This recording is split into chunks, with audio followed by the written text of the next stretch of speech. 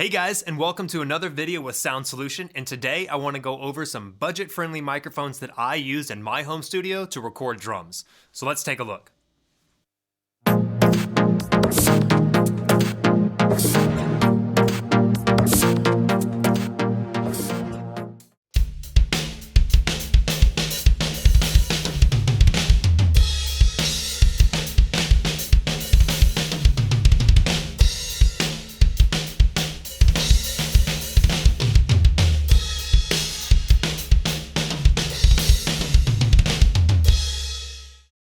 So the purpose of this video is to give you an idea of the type of microphones I use. Now, you don't have to use these exact same ones. You can use any kind you want, but it might give you a direction of what kind you want to choose and then experiment. And then from that, you can choose which microphones help you give the sound that you want from your drums. So this will be a three-part video. This first one being about the microphones. The second one will be about mic placement and the recording. And the third will be about the mixing of that recording. Now let me give you a brief history of my recording experience. Now back in 2009 is when I first started recording. I just started in a band, which I'm still currently in, and me and the guitar player were the first two members at the time. We were starting to write some music, and we definitely wanted to record our ideas so we wouldn't forget them. So we just started looking into buying some gear. Now at the time, I didn't know anything about recording. I just knew that we needed a computer and some software. Now, before I even started getting into recording, and don't make fun of me, but I knew nothing. I literally thought that all you needed to record was to have a computer with some kind of software on it, and then you just put that in the room, and then you just started playing, and the computer and the software worked together to do all the work. Like, I literally thought that's all it took. I knew nothing. But just to give you an idea of where I came from, now over the years I did start to learn how to record a little bit, definitely not much, just through some research and learning from others. Further on, I actually went to school for a degree in sound technology for audio engineering. But just to give you an idea that this video isn't tailored to just one type of crowd, if you're starting out or even if you have some experience, I really think that there are some tips that you can take from this video. Now, the first thing I want to point out is when you're recording drums, the most important factor first is to have a strong, solid performance of the drums. It'll definitely help down the line when it comes to editing and mixing, because if you have garbage in, you're going to have garbage coming out. So definitely want to have a solid recording of the drums, a drummer that can play in tempo, or at least at the very minimum, play well. So let's talk about the microphones, and I'll leave links in the description to all the microphones that I use so you can find out how much they are and where to buy them. I buy all my stuff off Sweetwater, so I'll just leave links there and kind of give you an idea to go from there. So in all, the budget-friendly microphones I use is a little over $1,200, but I'm using 10 microphones in my recordings. Let's go ahead and talk about those. So what I use is one Audix D6 microphone. I use 3 Shure SM57s. I use 3 Sennheiser E604s. I use one AKG Perception 420. I also use one Age Project FC3, and I use one Audix i5 microphone.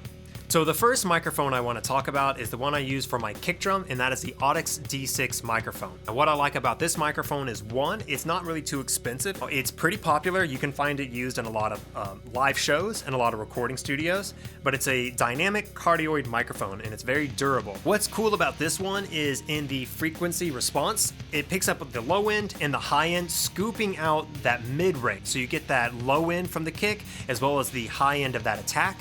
So it helps in the future for your mixing and your processing later on. Kind of gives you a head start, which is nice. Moving on to the snare, I use 2 microphones on my snare. I use one on the top and one on the bottom. Now the one on the top is a pretty well-known microphone. It's the Shure SM57. It's a really popular microphone to use on the top because it has a very good presence peak, which is good to capture that loud, that loud crack or that smack that you get from your snare. So when it has the presence peak, it doesn't distort that audio coming in, and it's able to capture it with clarity. Now on the bottom, I use an Audix i5. It's another durable, inexpensive microphone, but it definitely picks up a pretty good sound, and later on in the mix, you can use the bottom snare to capture a little bit more of that attack as well, and we'll go over more of how to mix that later on in our third video. So next, moving on to the toms, I use the Sennheiser E604s. Now those are dynamic cardioid microphones as well. For the pack of the 3 of them, they run for $349.95 and very durable, which is great to have on your toms, and they pick up pretty good sound. Now, on my hi-hat, I actually use my third SM57. Now, typically you don't use that on a hi-hat, but it actually works out pretty well in the end. So I go with that one. Preferably, I would like to use a pencil condenser microphone like the Shure SM81, but I don't have that in my collection, so I go with the SM57. Next, let's move on to the overheads. So for overhead microphones, I use 2 different types. First, I use the AKG Perception 420, as well as another SM57. So what I actually do is the mid-side configuration. That's the one I prefer. You know, there are other options like space pair or the XY configuration. You know, you can experiment and see what works best for you. But the reason why I like to use the mid-side is, number one, it's mono compatible. That's more important these days because you actually have a little bit more mono being used than you used to. For example, like Bluetooth speakers that might only have one speaker. Having a configuration set up that is compatible to mono will really help so you don't lose any of your left or right stereo image. So what you do with this setup is, first I take the AKG Perception 420. Now what I'll do is that'll be horizontal and I'll have it on a bi-directional setting. Now that's important because you're gonna have to have this for your sides.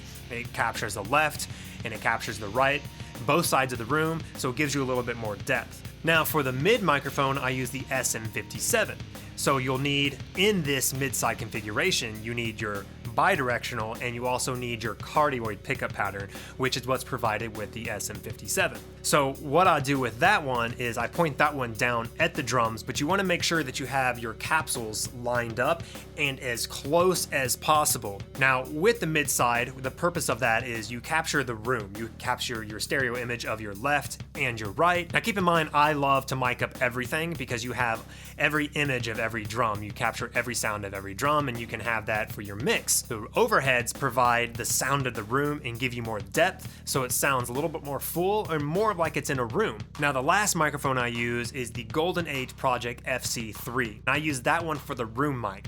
If you never used a room mic before, it is a really good element to include because it gives you a little bit more of a depth sound for your drums. It gives you more of the room sound. Later on in the video, I can show you how this can work to your advantage of having the sound of the room captured. It does provide a lot of extra depth, which in the end will sound really good on your recorded drums. Now with the room mic, I like to set it somewhere in the room a little further off from the drum set. You know, depending on the size of your room and how much of the room sound you want to pick up is where you want to place it. You want to put it on the cardioid pickup pattern and place it somewhere in front of the drums in your room. Now when it comes to interfaces, I use 2. I use the Focusrite Scarlett 18i8 as well as a new addition to my collection, which is made by Behringer, and that one is the Euphoria UMC 1820. So with the Behringer Euphoria interface I use, that has 8 inputs. Now I use 10 microphones, so I wanted to have another interface, and that's where the 18i8 comes in. Okay, so that does it for this first video of going over the microphones. Now the next video I'm going to show you, that's going to be setting up mic placement and recording those drums. If you like the material in this video, please give it a like, and for more content just like this, please subscribe to this channel, and please feel free to leave any comments on any suggestions or tips that you want to share. Thank you for watching this video, and we'll see you next time.